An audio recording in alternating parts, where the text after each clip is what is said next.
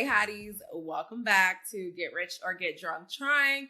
Let's get into it. So last week I dropped this really cute new segment where I want to talk to you guys about things that are really going viral on my TikTok or my Instagram. It's only right that I bring it over here to the podcast. So let me break it down for you this week. Oh, and sidebar, I still don't have a name for this segment. So let me know what you guys think I should name this. So I was posting this reel. So I posted this on my Instagram and my TikTok, and it blew up like crazy. Let me play it for you now. There is a trend going around of the girls talking about things that they will always splurge their money on, and I wanted to add mine. I will always splurge on everything. Like absolutely any and everything. And the reason is that money is not running out. There is money everywhere all the time. Money loves me. I attract money to me constantly, passively, in my sleep. I don't even have to think about it. Money and I are BFF. I don't have to chase it. Money is chasing me. The world is just too abundant. Like, why are we going to the ocean and asking for a teaspoon of water? It doesn't make sense. And the US government prints $500 million of money every single day. All we got to do is go get it. So cut the poverty mindset and start thinking abundantly. I mean, don't put yourself in those stupid situations. Now, let me give you the backstory. So I saw this creator on TikTok. She was talking about things that she would always splurge on.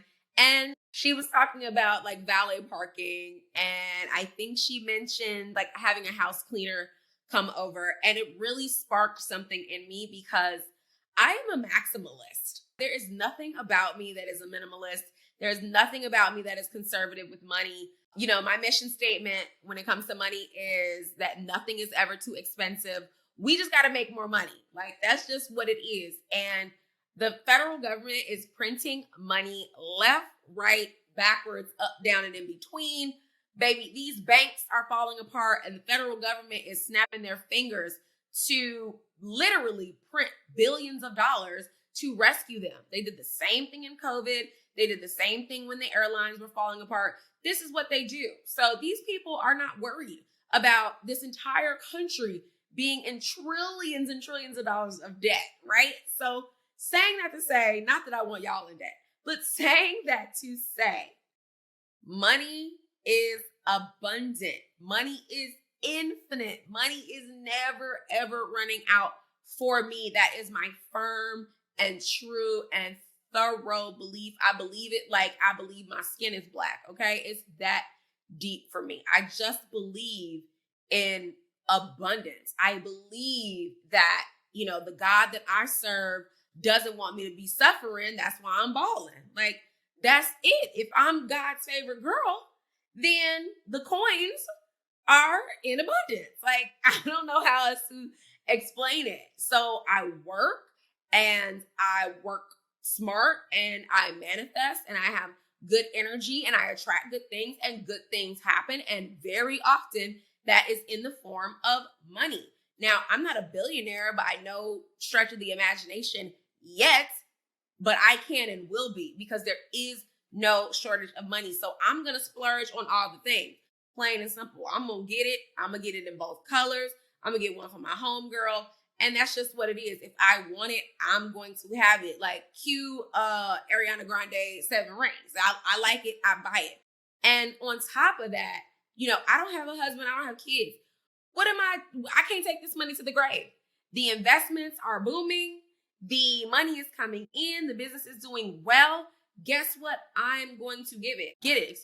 And I just don't believe in paying bills and dying. There has to be more to life than robbing Peter to pay Paul and waiting, you know, for the 1st and 15th for a paycheck.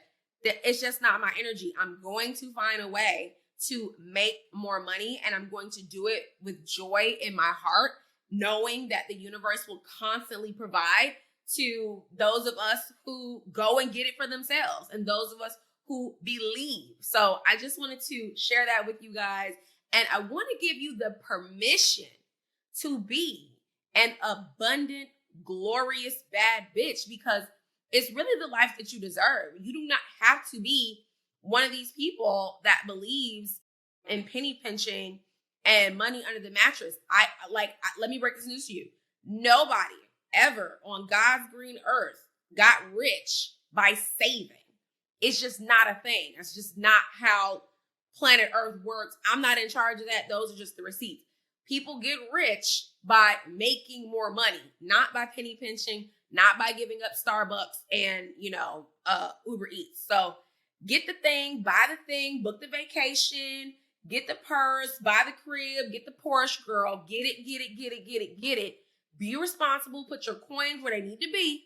Make sure you've got money working for you, creating other money for you. Okay. And then once those ducks are in a row, child, cut up, get your stuff. Like, life is for the living. We are never going to be younger and finer than we are now. I mean, I'm getting finer, but I ain't getting younger. So we're going to go ahead and spend these coins right now and be abundant and manifest them back to us tenfold. Wait, even that. Wait, let me correct myself. I didn't mean to use that word. Remove the word spend from your vocabulary, because spending implies that the money is gone. Okay? It's a wrap. It's lost. It's gone. It's dead. We circulate money. Okay? So anytime I circulate money, anytime I'm using money for good, for positive things, for joy and happiness, guess what? That money is circulated, and that money's coming back to me 10 to 100 fold in ever-ending joy and increase and beautiful, happy feelings. So we never spend money. We only use it and circulate it because it's coming back to us. Okay? So on that note, that is what's going viral on my Instagram and my TikTok. Make sure that you are following me. Of course, I will put everything in the show notes for you, all my links and all my things, and let me know what you think about that. And let me know what you will always splurge on. If it's a thing or if it's all the things, honey, I'm super, super interested. Okay, and next up, I've got a fire interview for you guys. The one and only Real Housewife of Atlanta, Sanya Richards Ross, is on today's episode. So, Sanya, tap in. Let's get into it right now. Okay, Get Rich Crew. Today is going to be a wonderful day. I am beyond excited. We have 4-time Olympic champion, Real Housewife of Atlanta, bad bitch, all-star, Jamaican queen, Sanya Richards Ross with us today. Get freaking excited, okay? Hey, all right. Well, I've been introduced before, but that was an introduction. Thank you, baby. Welcome. I am so pumped to have you. We connected on Instagram a little bit ago on your page, yes, talking business, and the vibes were vibing so high that I had to have you on Get Rich or Get Drunk Trying. So just thank you for joining me. No, thank you for having me. Thank you for being open to be on my platform. And it's my joy to return the favor and to talk to the Get Rich crew. So I'm excited. Okay. She says it's her joy, honey. Get into it. That means we are about to vibe and we are about to hear from a baddie. So grab a pen because the gems are going to get dropped. Okay. I want to get started with, how does somebody come from Jamaica and make it to the top reality show on TV, make it to the Olympic podium multiple times? And I know that's a big question, but what is the drive in a person like that? How do you become so driven to come from such a tiny place to make it to the top of the top in the world? What was your mindset? What did your parents put into you that we need to be putting into our kids to make them want to achieve so much? Yeah, I think that's a great question. And I think you definitely hit the nail on the head. I definitely feel like I have an internal drive that I was born with. Like, I always wanted to be great, and I still desire to be great. Like, I have a desire for excellence that I think most people don't have. So I had an internal drive, but it was certainly nurtured by my parents, who made every sacrifice to help me to live my dreams. And just always, they were physically there. They made sure I had the right people around me. And they also were there through the tough times, right? Because a lot of times people think the road to gold is paved in gold, and it is not. There are trials and tribulations. There are failures. There are challenges. And so it's also about having people around you to keep you motivated, to keep you inspired, to keep you humble. And I'm grateful that I have my parents to do all of those things, and my family that really just helped me to live this lifelong dream. I said I was going to be Olympic champ when I was 9, Asia. And I chased it for the majority of my life. And it was, incredible to be able to run into my fairy tale in London. I love that. Get into it. At 9, I think I wanted to be a Barbie.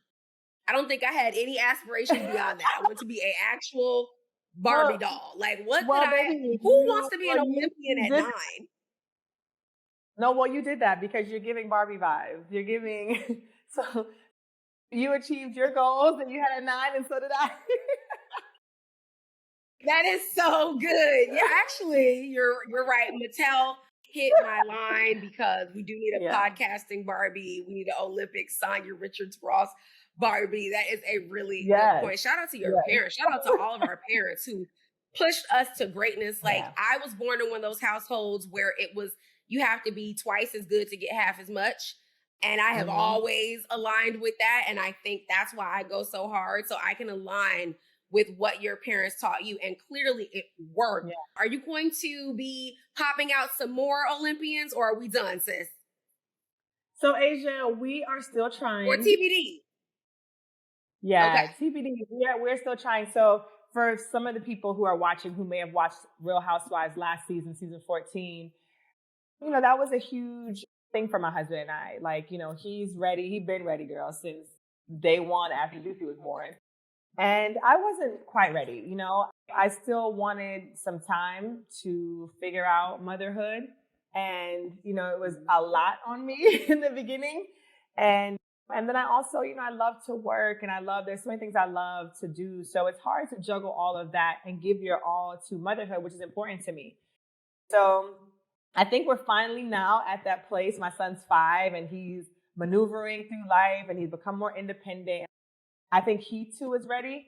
So we're trying, but no news yet. No news yet.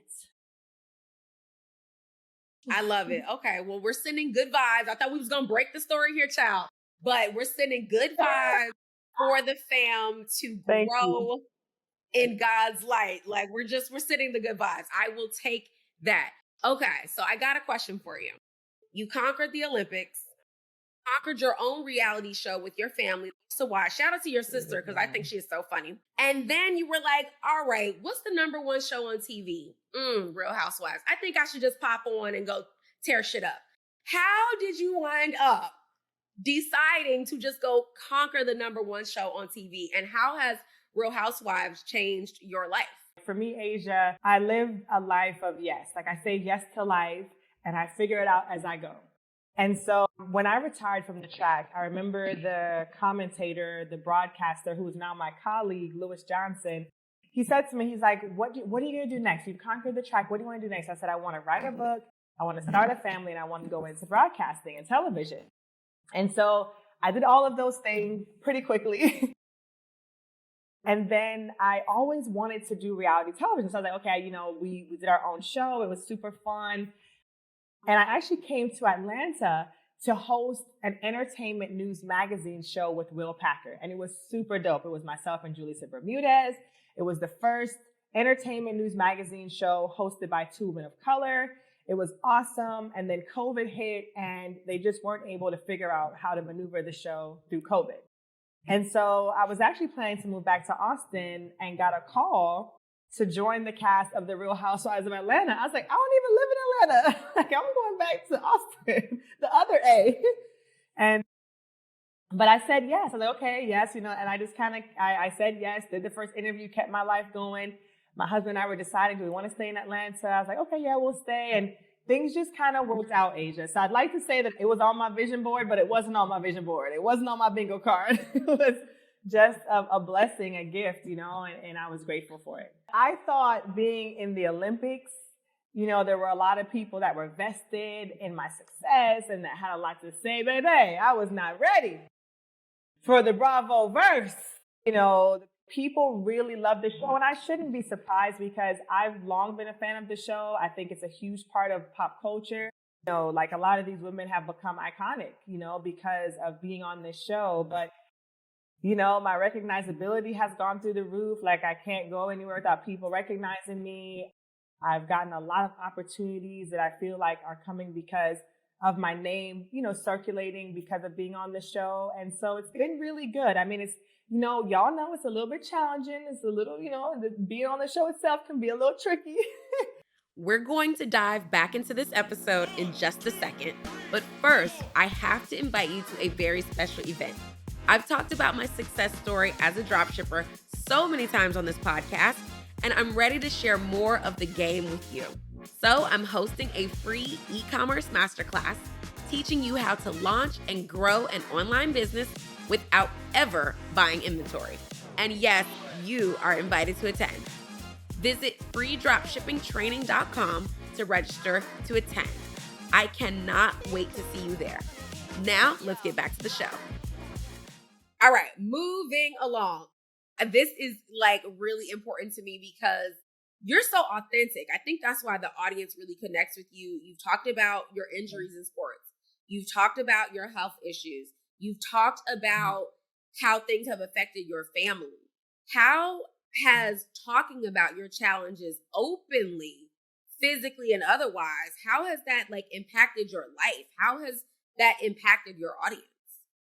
Yeah, I think it has certainly enriched my experience with my audience. The more authentic I am, the more open I am, the more I share, the more I feel like people are inspired. Because I think the lie that people sometimes believe is that successful people don't experience hardships and that gifted people are somehow excused from real life. And so I think it's extremely inspiring to people when they're like, oh man, you experienced that? You had that? Okay, cool. I can do it too. And I also am very much inspired by other people who do the same thing. So for me, always being authentic is super important. And I certainly think it helps me to, even just to find my audience. You find your people when you share who you are. It's they just gravitate to you. And it just really makes it a lot cooler and a lot more fun, a lot more meaningful to share your journey in that way. Yes, meaningful. And then on top of that, nobody relates to a robot. Nobody relates to, a plastic human being that's never been through anything. It's just unrealistic, especially as Black women. You can't come from a small country like Jamaica and not have stories to tell. You can't be an Olympian in a male-dominated world and not have stories to tell. You can't be on TV and not have stories to tell. I think that is so real, and that's why the audience has connected with you the way that they have, and why no matter what project you do, people seem to follow you wherever you go. I think that that's a massive takeaway. I want to talk about being a power couple. I'm not married. I may be married someday. Who knows? Ain't no telling. But I know when I do get married, I need to be equally yoked, honey. I'm not a girl that believes in potential. I want my man to show up fully potential, okay, at this point in the game.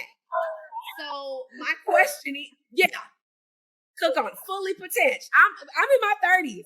I didn't meet my husband in college like you did. I need him to arrive ready to party. We're beyond that. What is the secret to having a successful marriage when you and your husband are massively high achievers, Super Bowl level, Olympic level, television star level? How do you do this? Yes, I think you already mentioned a part of it. You got to be equally yoked, and I think that sometimes people think that means that the person has to be exactly like you. It doesn't. What it means, though, is that you guys want the same things. You guys have the same level of drive. You have the same overall vision for life. And when you start there as the basis, it's easy to build on that. And so I think that obviously my husband and I started there, he had these big dreams. I had these big dreams. We learned how to support each other in a way that always felt like I just had this amazing love. And, it hasn't been easy. We've been together for 20 years. We've been together for 20 years, married for 13. And I would say the secret has been very clear communication. I'm talking about raw, real, ugly, nasty, like telling it how you really feel. Because what happens is that who you are and what you need as you grow, it changes. And that's real. Like the 19-year-old Sanya that used to like X is not the 38-year-old Sanya that wants you to support me in this way. And a lot of times I think relationships fail because people never communicate that clearly, and the person is just not giving you what you need at that point in your life. And Ross and I have had some very important check-ins. Like, babe, this ain't it. This ain't it. And, and we've been able to always find a way back to each other and back to love and just back to this beautiful place in our relationship that I'm very grateful for. But, we're equally yoked. We really love each other. We want it to work, and we put in the work. That's beautiful. I think that is a major key. We got to take that away. Girls, us unmarried girls, we got to have an equally yoked partner who wants the same things that we want. And then we got to have raw dog conversations. And if you can't keep it real with the person you sleep with, who can you keep it real with? Like, why are you can't be pretending when that bedroom door closes. In my mind, that has to be the sacred space where there's nothing that you can say that is unacceptable to your partner, and vice versa. At least your person is going to listen. And this is 20 years of Black love talking. So y'all tap in to this. I couldn't imagine 20 years of nothing, let alone a man. But okay, someday, not today, Lord, but later. I want what Sanya later has. will be greater. 20 years. Yeah, later will be great. It's still hot girl summer over here, but someday I'm not mad at you. I'm going to tap in. You got to get it while it's hot. You got to get it while it's hot. Okay, let's talk money. I want to talk money. Money's my favorite subject. This is Get Rich or Get Drunk Trying, of course. And this is the two-part question for you. On the first half, you always hear about athletes making all this money, and then 2, 3, 4 years after they retire, they are broke. They are down bad.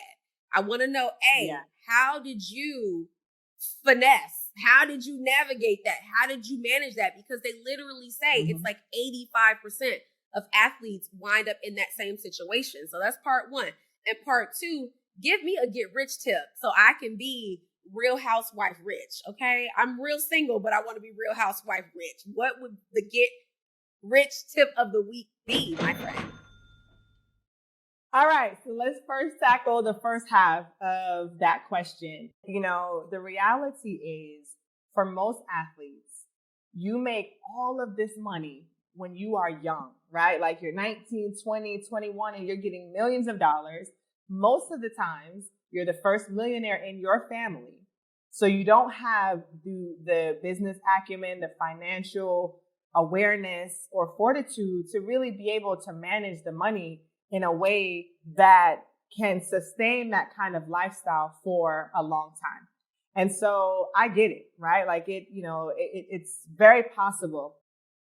I think the biggest obstacle that athletes face when they transition from sports into the business world is that they have no experience outside of sports.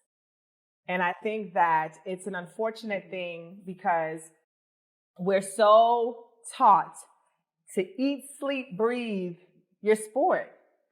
And although there are benefits to that, the downside of that is that most athletes never test any of their other skills in the real world until they retire.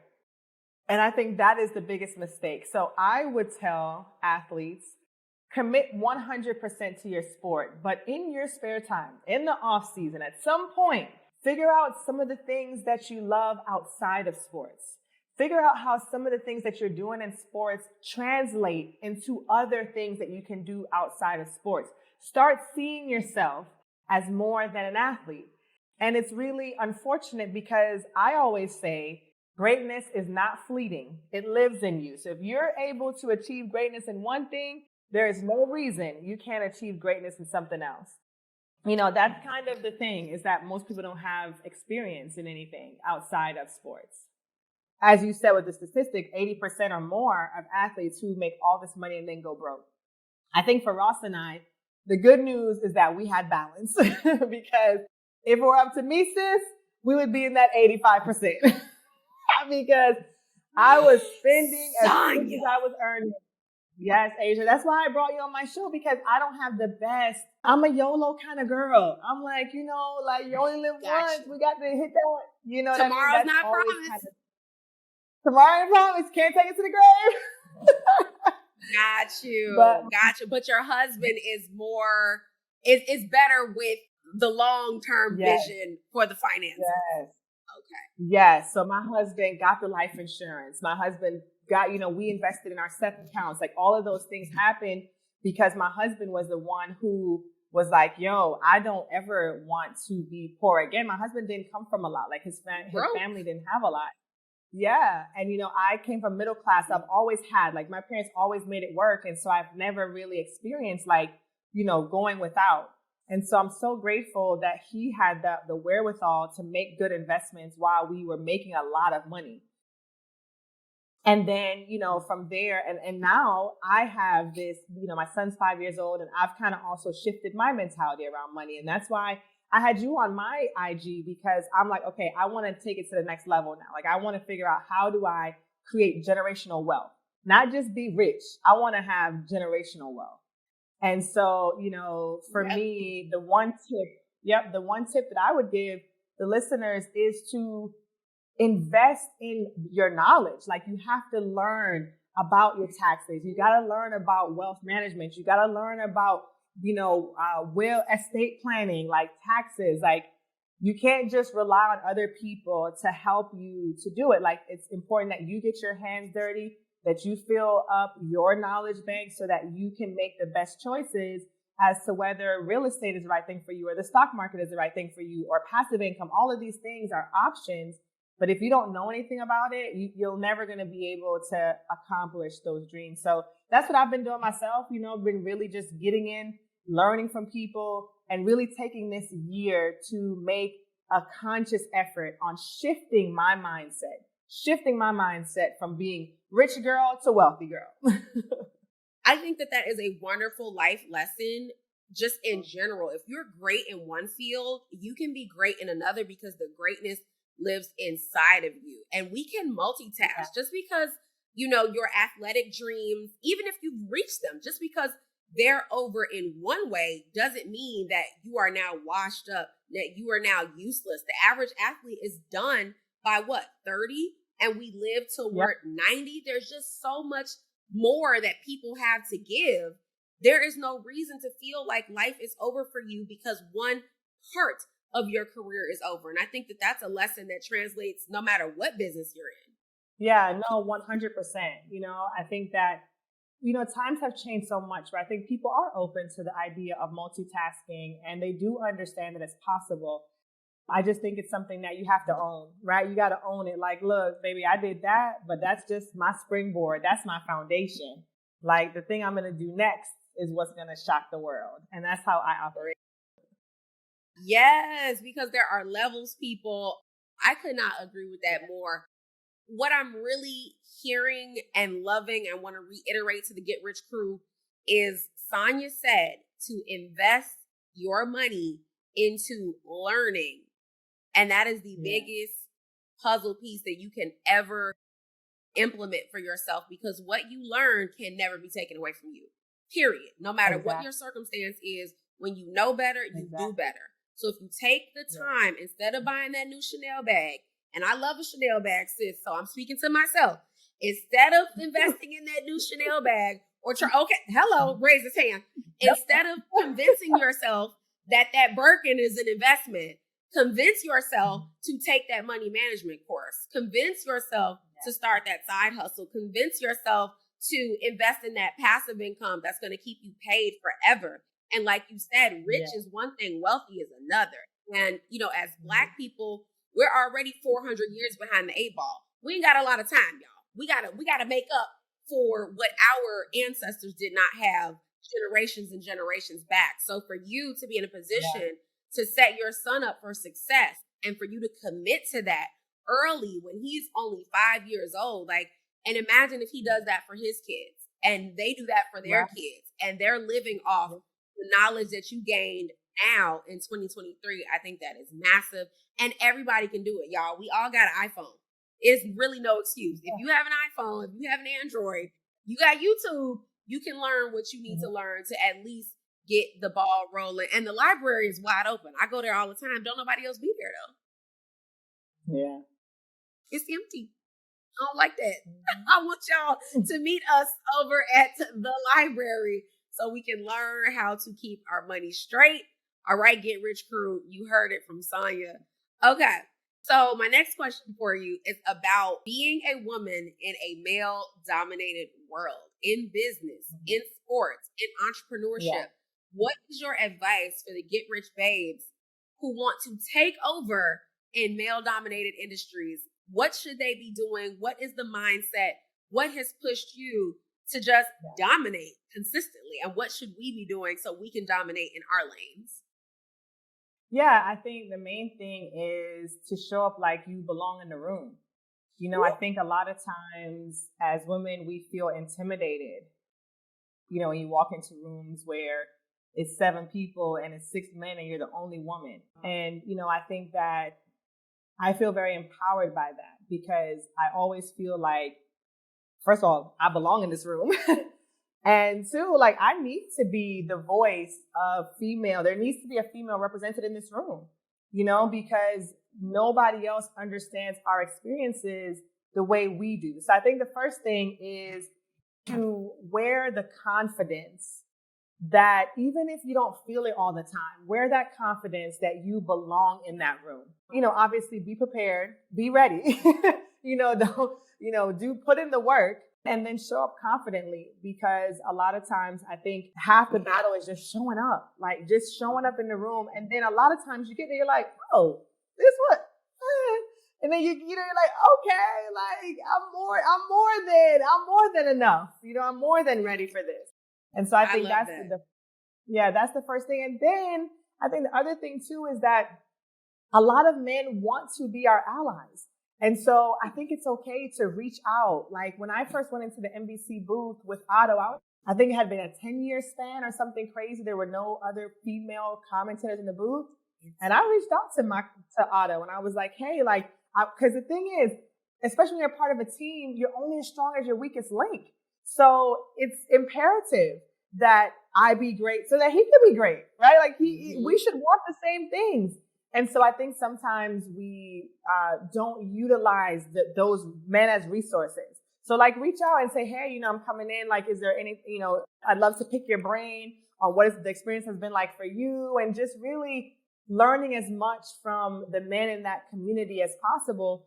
And then going in and delivering, right? Going in and having that poise. There's a strategy I have for life that I want to quickly share with you, Asia, that I learned from track and field.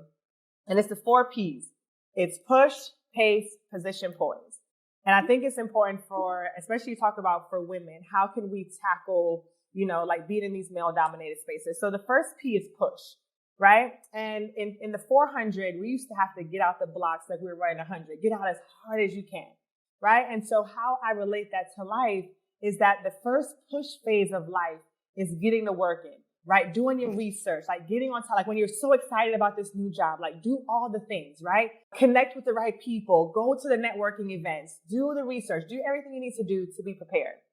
And then you got to pace yourself, right? In the 400, if you ran all out the whole way, you would die coming home. And it's the same thing when you get into, this rhythm of your work. It's what is a rhythm that works for you? How do you flow? Do you get up, you get a workout in? What do you need to do to feel fulfilled mentally and spiritually and find your rhythm in life? Mm-hmm. And then the third P is position, right? So in the 400, for the first 200 meters, I don't care where anybody is. I'm setting up my own race. After the first 200, going into the next 100, I start to position myself for success. Like, where are they at? Where do I need to be able to win this race? And I always think the third P is kind of the most important P also in life, because it's about positioning yourself for success. So where do you need to be successful? Like, maybe you got to go to another city. Maybe you need to find a new group of friends. Maybe you got to get that master's degree. Like, you have to position yourself physically, mentally, and spiritually for success. And then the final P that I was kind of leaning towards before I started talking about this is poise, right? Because in the last 100 of the 400, if you start to panic and start to flail, then you just lose everything and you start to slow down. And so in life, after you've done all the work, after you position yourself for success, you stay poised, right? When it's time to give that presentation, when it's time to do the work, because you know you already got it, right? You already did everything. Time to just cross that finish line, baby, and collect the gold medal. I love that. So, that is iconic. The 4 P's of success, honey, and you can do it. Asia, there is one silent P that we always lean into, and that's prayer, right? So throughout your whole journey, you stay prayerful, and you trust that everything is working together for your good. So I call it the 4 P's. It's really the 5 P's because it's silent P that you do the whole time.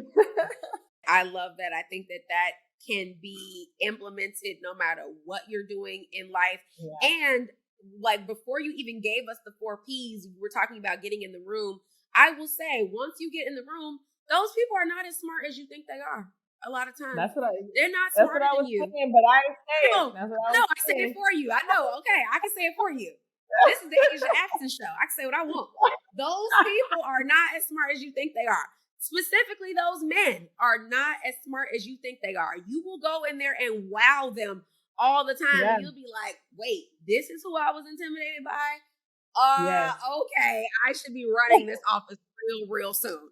So get in the room, ladies.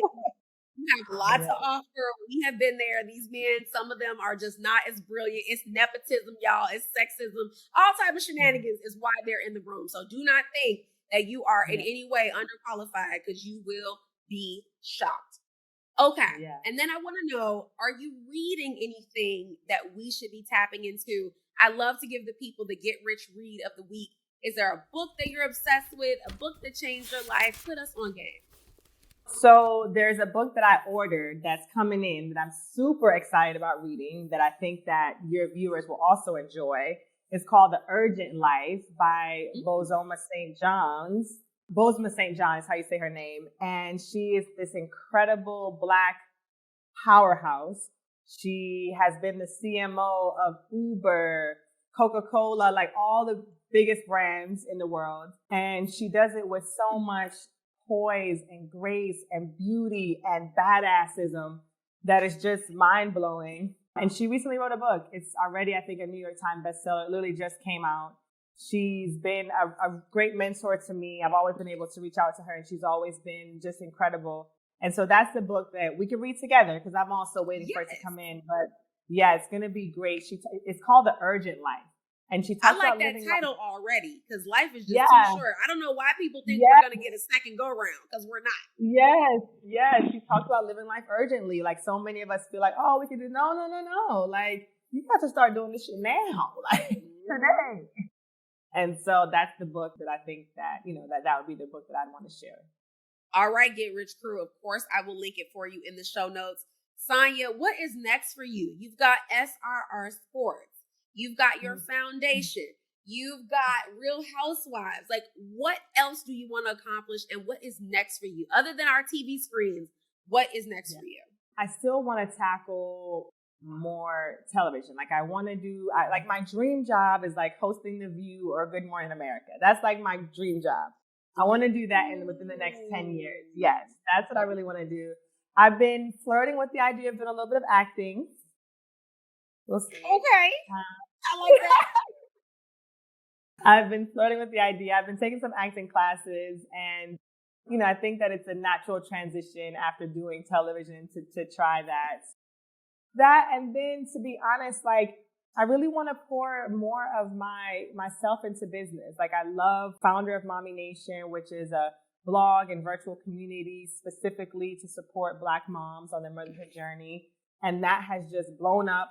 into a lot more than I ever imagined it would be. And so I really want to continue to grow that resource. And I want to do more business. Like, I think I have been learning a lot about business, and I think I can bring a lot of really cool things to the world. So celebration and business, and of course, family. I love it. I could totally see you on the talk.